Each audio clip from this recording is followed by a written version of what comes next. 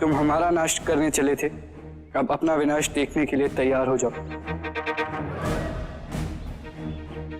कल हम नाने गांव पर प्रलय मचाने वाले हैं, रोक सको तो रोक लो। हिमिया,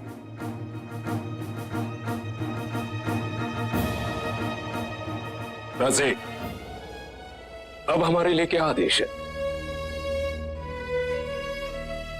बाजी काका, यड़कोट यड़कोट जय मल्हार का अर्थ क्या है? राजे, एयरकोट का जयघोष भगवान मल्हार ने जेजूरीगढ़ पर किया था और धरती से राक्षसों का विनाश किया।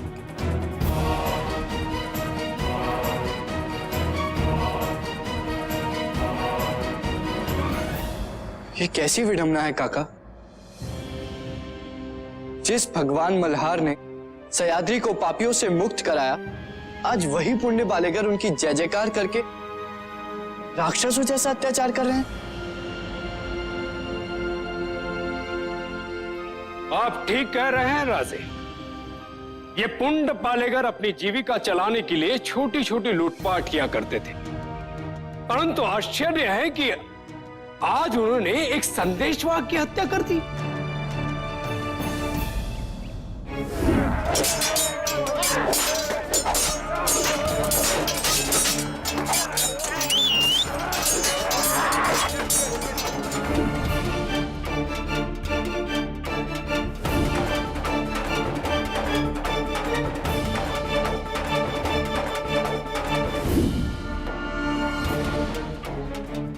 हमारा पहला उद्देश्य होगा इन 12 मावड़ के जंगल राज को समाप्त करना। लेकिन एक व्यक्ति आपकी राह का कांटा बनेगा।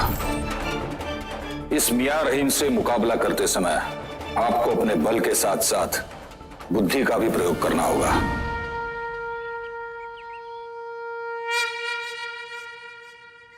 काका, हमारे संदेशवाहक की हत्या और हमारे ऊपर किए हमले के पीछे अवश्य किसी और का हाथ है।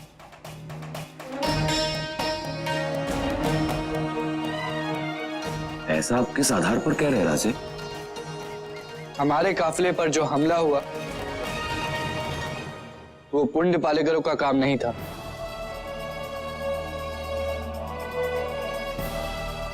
ये आप क्या कह रहे हैं राजे?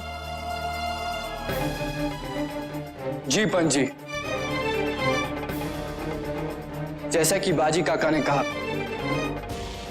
कि वो लोग छोटी मोटी लूटपाट करते थे, परंतु हमारे काफिले पर जो हमला हुआ उसमें ना तो कोई लूटपाट हुई और ना ही किसी की हत्या।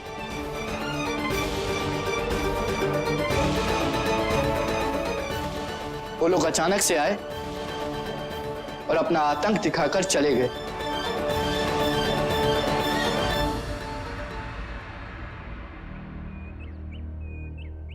सबसे बड़ी बात तो यह है कि उन्होंने यड़कोट यड़कोट जय मल्हार का जय घोष भी नहीं किया। हमें अभी इसी समय नाने गांव जाना है ताकि सच्चाई का पता लगाया जा सके।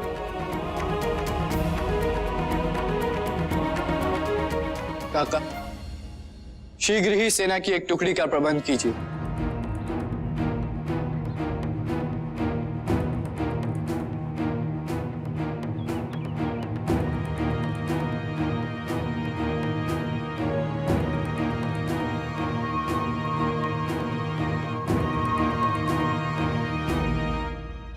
क्या हुआ? आप सब इतने चिंतित क्यों हैं? राजे, हमारे पास कोई सेना नहीं है। थोड़े बहुत सिपाही है, लेकिन उनमें से कुछ सिपाही कुछ दिनों के लिए अपने घर चले गए।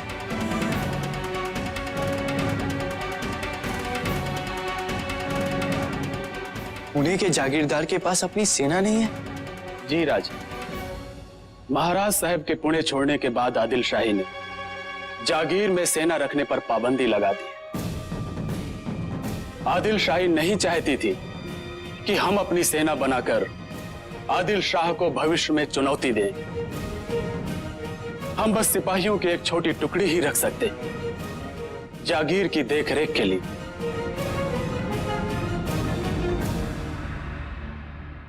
नहीं मानको जी काका,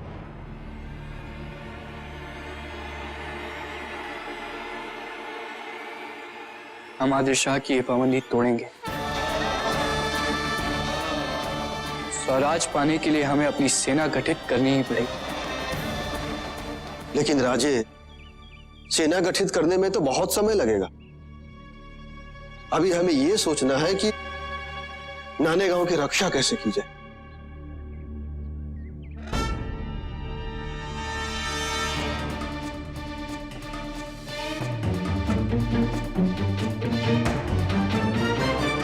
सेना हो या ना हो, हम हर हाल में पुंड पालेगरों से नाने गांव की रक्षा करेंगे।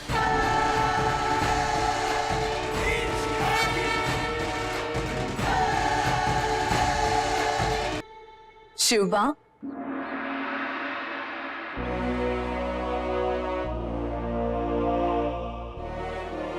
आइए शिवबा, आपकी आजी साहब कुलदेवी की पूजा के लिए आपकी प्रतीक्षा कर रही है। राजे, आप पूजा के लिए जाइए।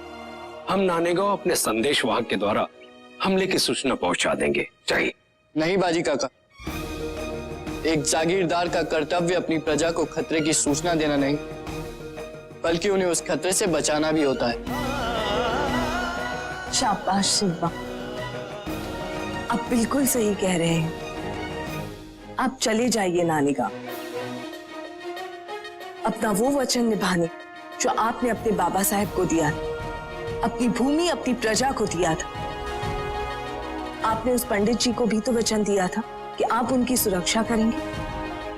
राजा, जिस तरह आपने हमारी सुरक्षा की है, उसी तरह सबकी रक्षा करते रहिएगा। अवश्य पुजारी जी, अब से ऐसा ही होगा। परंतु मातोश्री, हमारे पास पुंड पालेगरों का सामना करने के लिए सेना नहीं है। पंत, ऐसी लड़ाइयां शक्ति से नहीं युक्ति से लड़ी जाती।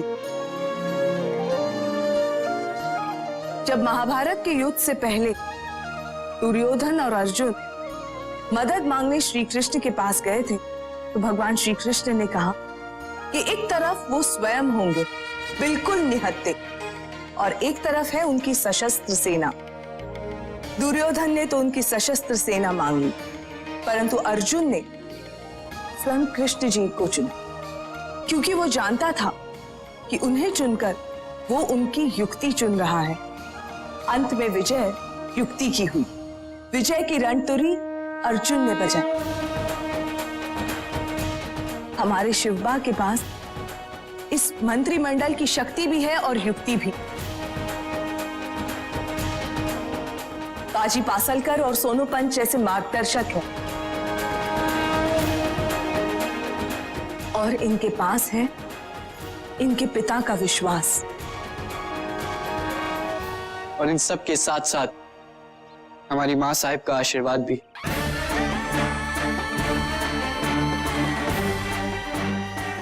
आशीर्वाद दीजिए माँ साहिब।